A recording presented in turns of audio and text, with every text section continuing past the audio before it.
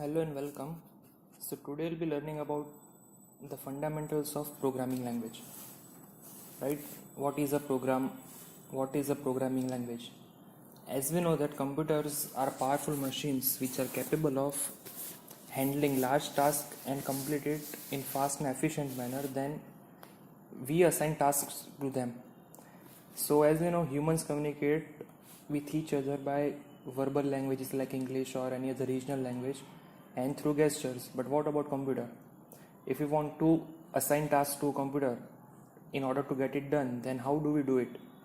So here lies the concept of program, that we write programs to specify what is to be done by the computer. A program is basically a set of instructions which is to be completed by the computer. Now, as we know, unlike humans, computer does not understand human languages or verbal languages. It understands only binary language. So how do we write instructions in a program? This is achieved by the means of programming language.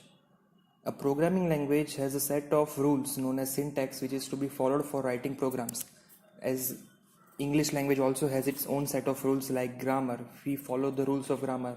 We have tenses, we have verbs and so on, which we take care of while writing sentences and speaking. Same way, in order to write programs, we have to take care of syntax. A program will run successfully only if we follow the syntax in each and every instruction, right? So after writing program, the computer converts the program into binary language so that it could understand and execute it. This conversion takes place by another program known as a compiler. A compiler is a software which is used for converting source code into bytecode, where source code is the program which we have written and bytecode is another name for binary code which could be understood by a computer. Right? A few popular programming languages are C, C++, Java, and as you can see below, if you want to do operating system development, right? If you want to do development of operating system like Windows, Linux or other, then C is a appropriate choice.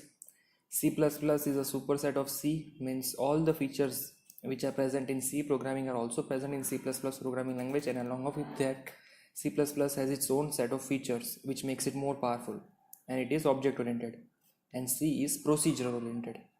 Java, similar to C++, it is also an object oriented programming language and majorly used in Android development. So if anyone is interested in developing Android applications, then he should know Java. Python is basically used in machine learning.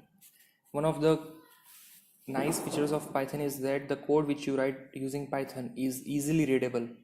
It is more simpler than that we write in C++ and Java, and the code is relatively shorter, and its domain is machine learning. JavaScript is used for front-end development, like if you are making a web application or a website, then all the logical part will be handled by JavaScript. It is also an object-oriented programming language. Swift is for development of macOS and iOS. It is by Apple company.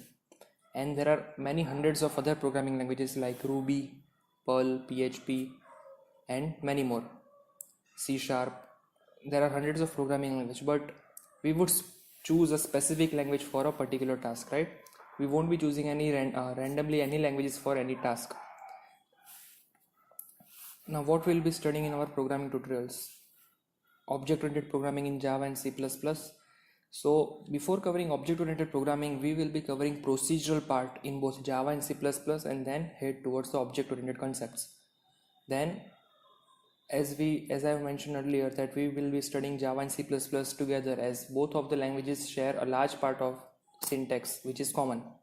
Then expected audience, the ones who are completely novice, if you want to get started with what programming is and learn the basics of computer programming, then this is the right place for you.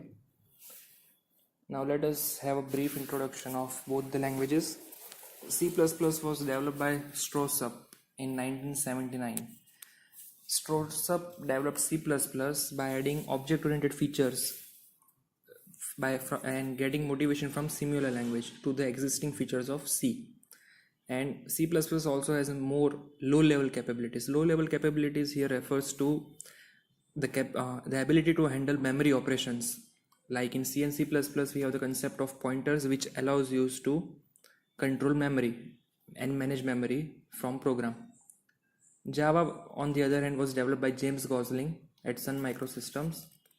Java is also object-oriented programming language which shares a large chunk of its syntax with C++. It has low-level capabilities.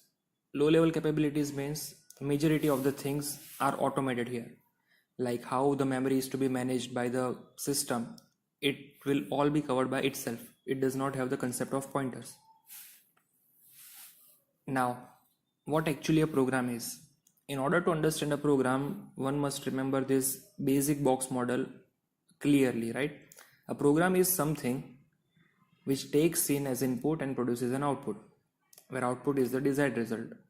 Like if you write a program to add two numbers, then in that case the input would be two numbers which are to be added, and the expected output is the addition of two numbers obtained.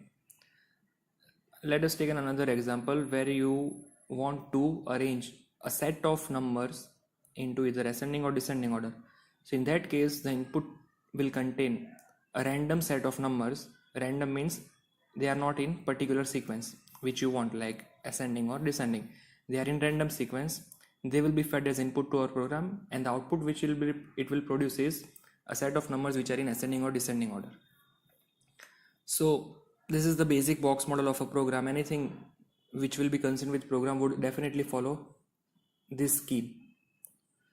Alright, so see you ahead. Thank you.